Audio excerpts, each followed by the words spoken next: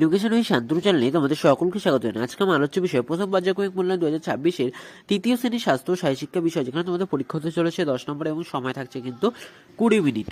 সঠিক উত্তরের মাথায় টিক চিহ্ন দাও, যেখানে 5টির জন্য তোমাদের থাকছে 5 নম্বর আমাদের শরীরটা যন্ত্রের না মন্ত্রের মতো, উত্তর হবে যন্ত্রের মতো।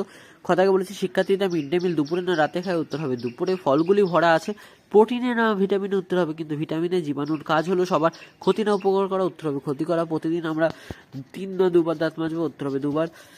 নিচের প্রশ্নগুলো উত্তর দাও, যেখানে 5টি প্রশ্নের জন্য তোমার থাকছে কিন্তু 5 নম্বর। একটি অনুকরণের জাতীয় খেলার নাম, একটি অনুকরণ জাতীয় খেলার নাম হচ্ছে পাখির মতো ওড়া। একটি ক্ষিপ্রতার খেলার নাম, একটি ক্ষিপ্রতার খেলার নাম হচ্ছে আলো দৌড়। একটি যোগাসনের নাম লেখো, একটি যোগাসনের নাম হচ্ছে সবাসন। দযুক্ত একটি শব্দ লেখো, দযুক্ত একটি শব্দ হলো দ্বার।